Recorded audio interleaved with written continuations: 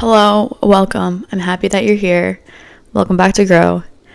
I wanted to start off by giving a yearly recap of last year's running. It is officially March 5th, 2025, but I wanted to give a recap for 2024 because I didn't really do that. I did a little one on my Instagram, but I just kind of wanted to talk a little bit about my entire running season last year, how that went, and then also talk about what's kind of been going on this year so far so that you guys are all caught up to date on my life. So last year started and we decided to start the year off running by literally doing a race in the first few weeks of January. So I prepped a little bit for that race. It was just a 10K, but it was in a foot of snow and it really sucked. But I felt good because I was okay, I feel I'm setting myself up for success with this year when I'm already doing a race so early on. And then there was talk of us doing a 50K in, I want to say, March or April of that year. And I was fully signed up to do a 50. And then a few weeks before, I think it was 3 weeks before I was supposed to do the 50, I actually got extremely ill with appendicitis. Did not have to get it surgically removed, but obviously there's a physical side of things where on a bunch of antibiotics, which just completely destroys your system out. And also when I was sick, I wasn't able to run or exercise or anything. I was bedbound for majority of it. But then also for me mentally, because I have a race that I want to train for, kind of getting into the exam season. Part of it was stress induced, but I was just kind of going through it and that was not fun. I ended up, instead of doing a 50, I did 25, which is still an awesome accomplishment. I ended up getting 21st overall and 4th for females, so I was happy with that. And I got first in my age division, and I was the only person in my age division, so we'll take the wins where we can get them. I did a road race, just a for funsies 8K road race with some friends, so that was good. And then I did a First Blaze race, which was a brand new race that they did. It was supposed to be 25, ended up being 28 because I maybe sort of got lost a little bit. That one took 3 hours and 44 minutes. And it was 1,000 feet of elevation. That race, honestly, in hindsight, was, I would say, my best race all year. I felt incredible the whole time. Mentally, I felt super strong. I really enjoyed it. The trail was beautiful. It was the most technical trail I have ever done. Normal trail races, when you're doing a race, they put flags or whatever so you know your trail. But this one, you're fully just going off the blazes that are already marked on the trail. So it was a bit more challenging, but I really liked that race. And that race, I ended up getting first for females and first in my division. And then I came 8th overall. So that was really awesome. I was very happy about that. And then I did a 21. I did Tally in the Valley, which is a 7-kilometer loop that you do 3 times. And this race was probably the worst race that I have ever ran. Just leading up to it, I was not really taking care of myself, maybe to the extent that I could have been. I was overtraining a bit, mixed with not being hydrated enough, not eating enough. My life was busy, so it was kind of put on the back burner, and I tried to then perform at my best, but I wasn't training at my best. So how can you perform at your best when you're not training at your best and not taking care of yourself? So that was a bit of a slap in the face, that race. I still got a PB, which was awesome. I still felt amazing with how I did, but during it, I remember finishing. There's actually a video that my dad took, and I'm just I finished, and I was that is the worst that I've ever felt during a race. Took a lot out of me. I started off way too strong and just couldn't maintain. My body just didn't have it in it. After that race, I had a little bit of a break. I think there was a month or two in between that one and my next race. In September, I think it was before the double races that I did. I actually got a concussion from soccer at the very end of my soccer season, the last game. I got a concussion, and that took me out nothing I've ever experienced. And it was so weird because I've been physically hurt before. Obviously, I've dealt with physical injuries, and that's one thing. But for it to be my mind, I've never experienced something like that. It affected my mood, my emotions. I just didn't feel like myself. My memory was shot for at least 2 weeks, where I was struggling to remember people, place faces to people, to who they were. I would run into people who I'd interact with all the time and not be able to remember who they were. And you're not supposed to exercise and all this stuff, but you're not supposed to read, you're not supposed to go on your phone, you're not supposed to watch TV. Literally just sit with yourself And that's really hard. It was really challenging. And I never want to go through anything like that again, knock on wood. So anyway, that was a hurdle in my training that had happened before all these races. And the next races that I did were mentally like they were training runs, because I did have my 50 coming up. We do on the Saturday, there's a 16K race, like trail race that we do. And then on the Sunday morning, we run a 21 race. So to do 2 races like that back to back, mentally, it's a lot. Physically, it's a lot, because your body doesn't have a lot of time to recover between the 2 races. So we did it last year, we did it again this year. So the 16 one that I did on the Saturday, I did it in 1 hour and 29 minutes and 30 seconds. I was very happy with that, especially being a trail race. And I got 6 overall, and I got first for females and first in my division. And I actually set a course record on this one, I think. And obviously the first place, I also set a course record because it's the first year that they've ran the race. But also, I love that I can hold that title for at least a year. That's awesome. And then the Sunday, it was a 21. It was like Springbank, so here in London.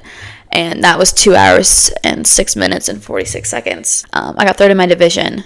And then, last but not least, the bad thing, which is the 50 I did at the end of the year. Yeah, I don't know. I still don't even like to think about the bad thing. It was way more challenging than, I don't know. It was just a weird race. Like, it was the latest in the year I've done a race. So I was kind of zoned out a little bit of running. And obviously, I wanted to do it, but it was a really hard race. I mean, the name states itself. It's called the bad thing. I don't know what we were expecting. Obviously, I trained as much as I physically possibly could have with everything going on with school and everything. My nutrition was in check. Everything felt like it was good. Ended up being 52.5 kilometers. So to give a little recap about the bad thing, it's on the Maitland Trail, and basically they put you all on a bus and they ship you out to somewhere. You don't know where you're starting. They just take you on a bus and they drop you off and they go, okay, now find the Maitland Trail. Now run. We all just, as a herd of probably 100 people, start running. And we end up not being able to find the Maitland Trail, or missing where we were supposed to start onto the Maitland Trail. And we're all wandering around this golf course trying to find this trail. Anyway, so I knew we had a river crossing, but I did not think it was this early on in the race, which it wasn't.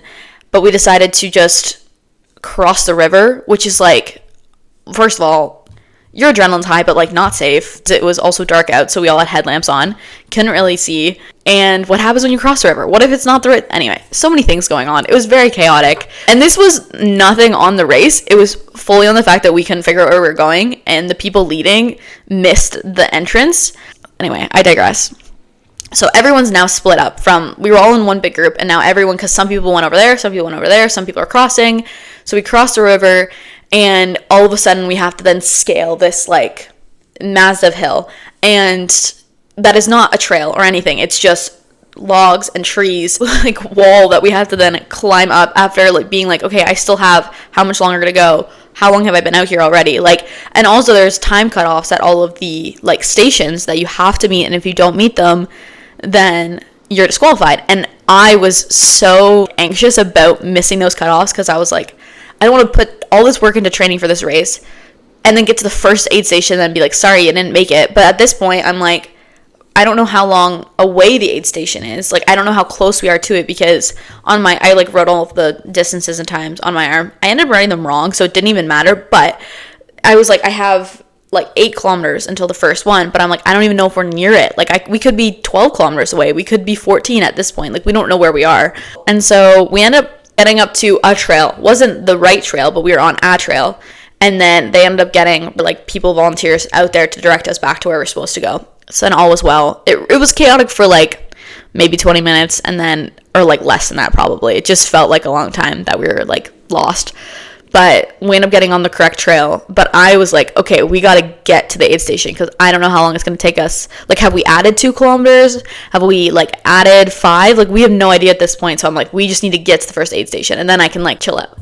So we got to the first aid station, and then, everything else went pretty smoothly. We ran this in October, late October. So during the race, it started hailing at one point. It was freezing rain. It was so cold and windy. Also, part of what makes this race just so horrible is the elevation. It is nothing I've ever experienced. It was 3,589 feet of elevation, which is a lot to be running that during a 50K. I felt good. 25K, I felt good for the most part. I didn't like experience anything, and then I kind of started getting some pain internally, like stomach kind of pain. I just remember being like trying to tell myself that pain is like an illusion.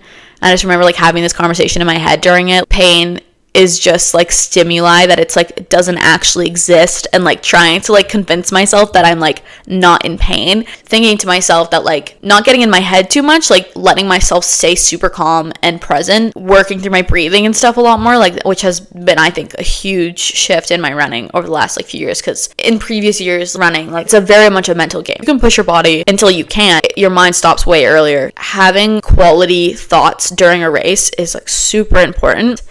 Getting back to the bad thing, it felt great mentally. I was doing good, and then we got to kilometer 40, and this is when just everything stopped.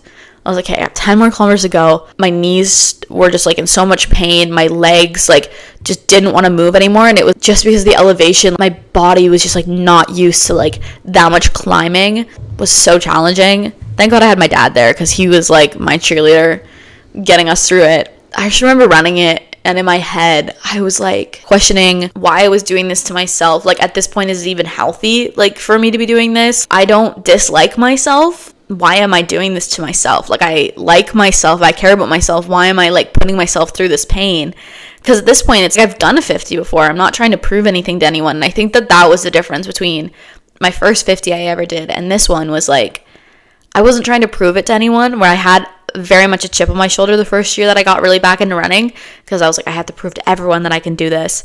And this year I was like, it was for no one other than myself. Like, I wasn't trying to prove anything to anyone during these races. Like, my ego wasn't involved. And so during this race, I was really like, why am I here? And really questioning why I'm into running, why I like everything. And after that race, I was like, I need to take a step back from running. Like, before I do another 50 again, like, I need to take a chill. Like, I need to take a moment to just like not do this. So it was just like wild. We were out there for 7 hours and 30 minutes. Running time was 7 hours and 3 minutes. So it's a long time that your body's moving and trucking along. Definitely took longer, obviously, than my last one, because of the like elevation, and just the trail was more technical than the last one I've done. So I wrote like a little recap about it, and I'll just read that in it. I was left with a lot of thoughts after this race. This year was a lot different for me than ultras I had done in the past. I waited over a week to post about it, to let myself reflect and process everything that's happened, and to gain some more perspective on how that race really made me feel. I plan to make a video breaking it down. This is the video, like a year later, it feels like. My ultra running journey. Running will forever be and hold a special place in my heart, and as long as I'm physically capable, I hope to be running and to make it an active part of my life. But putting my body through what I did with this race was much more difficult than it had been in the past, because I didn't go into this race trying to prove it to anyone or myself. I remember consistently thinking to myself, why am I putting myself through this? I felt like I had passed the point of beneficial pain, and I couldn't believe I was voluntarily putting my body through what it was going. That being said, it doesn't negate how I felt about myself for accomplishing something so difficult. The way I feel about this journey and the race itself has nothing to do with running. It was everything to do with my own personal journey. I'm so grateful to the running community and all the volunteers who made this something like this possible. I'm so grateful to my dad for also running it with me. I'm grateful to have the privilege to push my body to its limits in a controlled environment with the support of a community. I'm consistently reminded of how incredible the human body is, and feel so honored to have the freedom to express myself and my experiences. And I'm so excited to see what's to come next. So that was my last race, and that was in October. Since then, obviously, I still run. I've been, like, pretty consistent, I would say. Compared to past years, I've definitely run the most throughout the entire winter than I have in the past.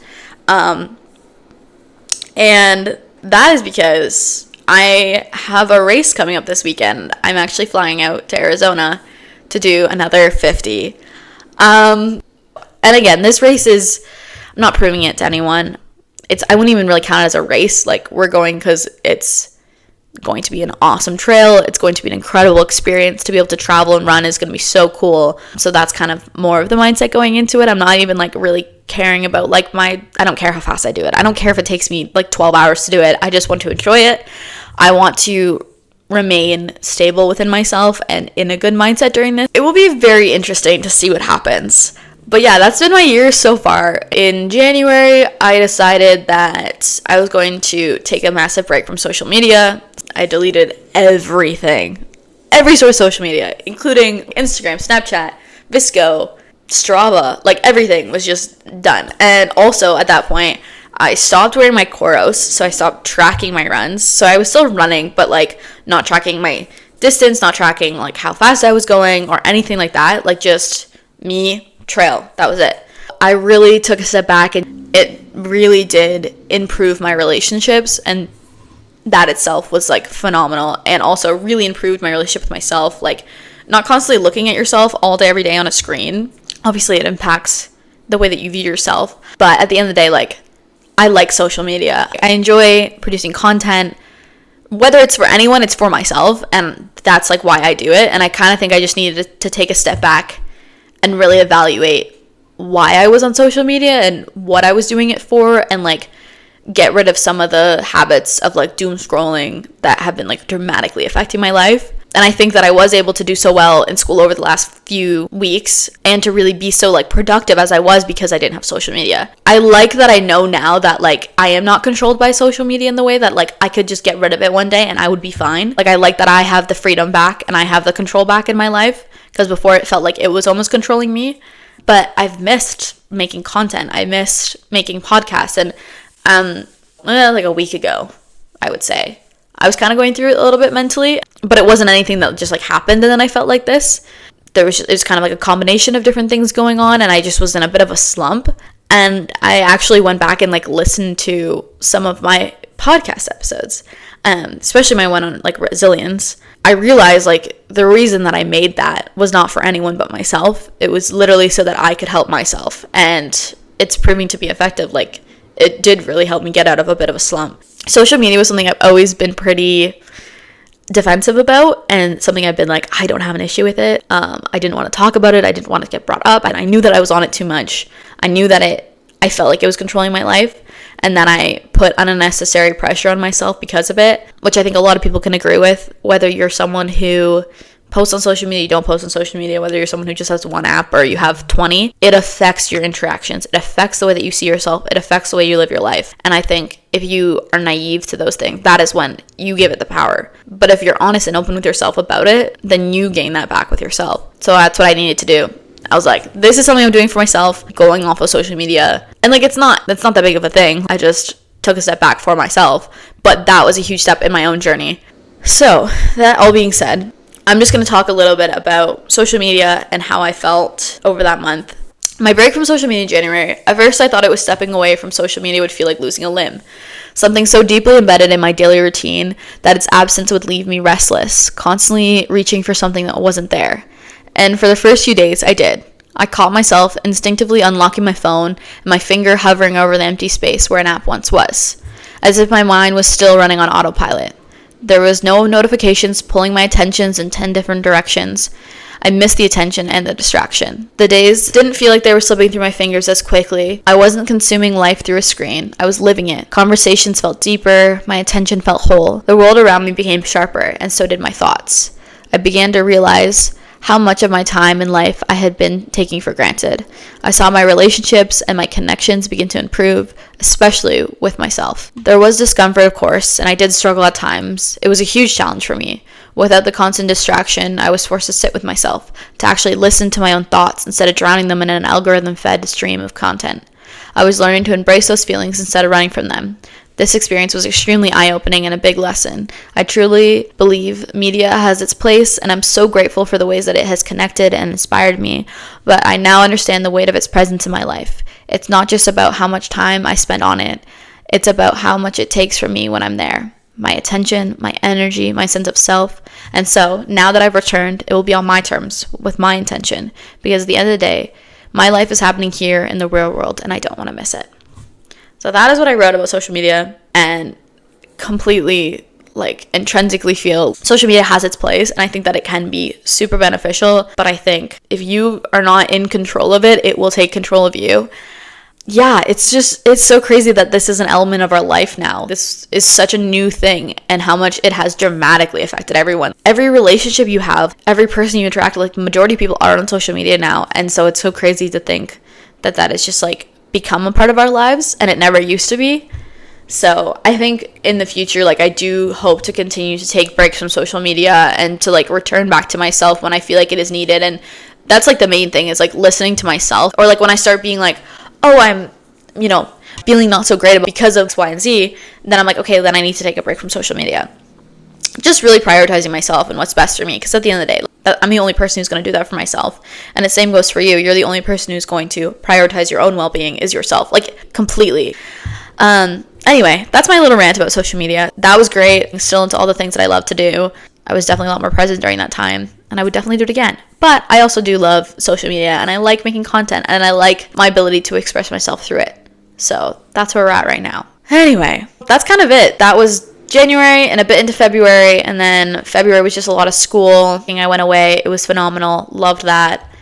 And now we're at the beginning of March, and I'm leaving tonight for Arizona. So I hope to update you guys on how my race goes. Of course, you will hear about it.